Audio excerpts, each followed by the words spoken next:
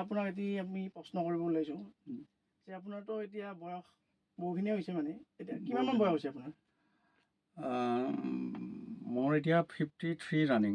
মানে জুবিন গাৰ্গতকৈ 1 বছৰ ডাঙৰ আৰু। তেনেকুৱাই হ'ব, আমি 3-4 মানে 6 মাহৰ ডিফাৰেঞ্চ। হয় হয়। কিন্তু বহুতে জুবিন ডাঙৰ বুলি ভাবে। জুবিন ডাঙৰ বুলি ভাবে।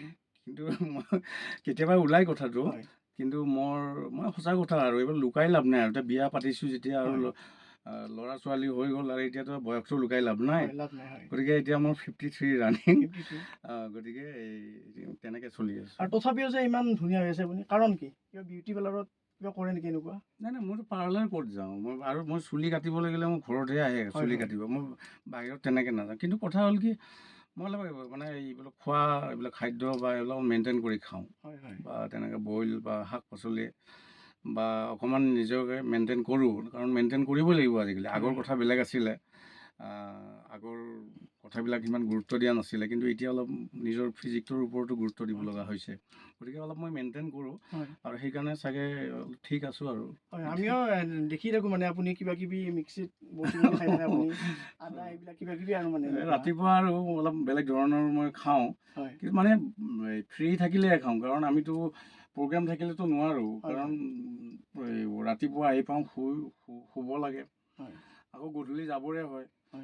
কিন্তু যেতিয়া প্ৰগ্ৰেম নাথাকে বা ঘৰতে, সেইকেইদিন আৰু পূৰা আৰু মানে কি জড়িবটি পূৰা খাই দিওঁ, সেইটো লাইনত আহি যায়। আৰু এইবাৰ দাদা কিমানখনমান মঞ্চ আপুনি পৰিৱেশন কৰিলে? মোৰতো 45 মান এগ্ৰিমেণ্ট আছিলে, কিন্তু মানে অকণমান আমাৰ বিহুটো মানে বন্ধ কৰি দিলে যে 10 তাৰিখৰ পৰা মানে বিহু পাতিব নালাগে বুলি ক'লেতো, গতিকে মই প্ৰায় 20খনমান প্ৰগ্ৰেম মানে কেঞ্চেল হৈছে। মই হেৰিমান কৰিছোঁ, 25-27 মান কৰিছোঁ এই মানে যোৱা বিহুত। কিন্তু তাৰ আগৰ পৰা কৰিছোঁ, বা মোৰ এনেই 50-40 এইখিনি থাকে। আপোনাৰ বিচাৰে আৰু মানে ৰাইজে বিচাৰে, ভাল পায়, আৰু সদায় বিচাৰাটোৱে মই কামনা কৰোঁ, নহ'লে আমি চলিম কেনেকৈ? আপোনাক বিচাৰিব, আপোনাৰ অকণমান গীতবিলাক বেলেগ ন, আৰু আপুনি একদম মানে কি সাধাৰণভাৱে থাকে। এই সাধাৰণভাৱে থকাৰ কথাটো কি আপোনাৰ? মইতো সৰুৰ পৰাই মানে সাধাৰণ ঘৰতে জন্ম পোৱা, হয়নে, মিডিল ক্লাছত জন্ম পোৱা ল'ৰা এজন। গতিকে এতিয়া মই গান গাই কিছু পপুলাৰ হোৱাৰ পিছত মই মানে লেভেল যে দেখুৱাব লাগে, সেইটো মোৰ মনেৰে নকৰে যে মই এজন গায়ক বা মই লেভেলত থাকোঁ, বা কোনোবাই মাতিছে এইবিলাক মাতি লাভ নাই, মোৰ সেইটো মনেৰে নকৰে। মই গায়কটো মোৰ বেলেগ কথা, মই মানে গান গাওঁ, মই এজন যে গায়ক হয় মোৰ মনত মানে নাহে। এইটো মানুহে ক'লেহে যে ভৱেশ তোমাৰ এই গানটো খুব ভাল লাগে, তেতিয়াহে মোৰ মনত মানে খেলায় যে মই গান গাওঁ বা এইটো গীত মই গাইছিলোঁ। কিন্তু এনেই বাকী সময়ত মই গায়ক বা মই এজন মানুহ বুলিহে মোৰ মনলৈ আহি থাকে, সেইটোৱে আৰু।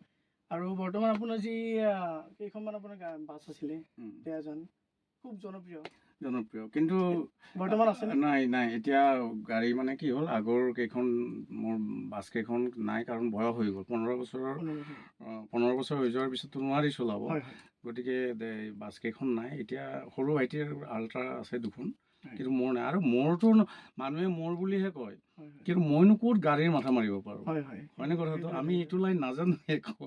ভাইটি ইয়াতে মেইনটেইন কৰিছিলে, কিন্তু এতিয়া দেহাজান বাছ নাই, আৰু সেইটো দেহাজান ষ্টুডিঅ'টোৱে আছে মোৰ, সেইটোৱে আৰু। আগতে আপুনি চাইকেল চলাই অহা যোৱা কৰিছিলে, বৰ্তমান আপুনি এখন বহু লাখ টকীয়া গাড়ী, কিমান লাখ টকীয়া গাড়ীখন?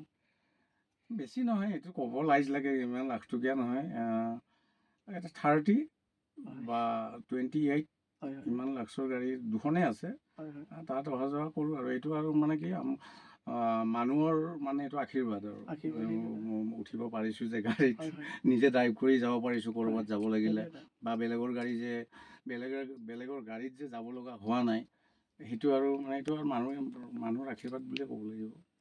আমি যেতিয়া আপোনাৰ ৰাস্তাৰ পৰা আপোনাৰ বিল্ডিঙৰ ওপৰলৈ আহিলোঁ, আমি বহুতখিনি আপোনাক এৱাৰ্ড দিয়া দেখিলোঁ, য'ত অসমৰ প্ৰাক্তন মুখ্যমন্ত্ৰী প্ৰফুল্ল কুমাৰ মহন্তদেৱে আপোনাক বঁটা প্ৰদান কৰিছে। আপুনি এতিয়ালৈ কি বঁটা বৰ্তমান পালে? মই বহুখিনিয়ে পাইছোঁ, আৰু মই বেলেগৰ দৰে মানে কি মনত নাৰাখোঁ। হয়তো কিছুমানৰ কাৰণে মনত নাৰাখোঁ। বহুখিনিয়ে পাইছোঁ, বহু এৱাৰ্ড পাইছোঁ বা বহু সন্মান পাইছোঁ। মই মানে আজি মই সঠিককৈ ক'ব নোৱাৰিম, কিন্তু বহুখিনি পাইছোঁ। আৰু যোনে যোনে এইখিনি মোক দিছে, সন্মান বা এৱাৰ্ড দিছে, মই সকলোকে মই ধন্যবাদ জনাইছোঁ। সেইটোৱে। ঠিক আছে, ধন্যবাদ।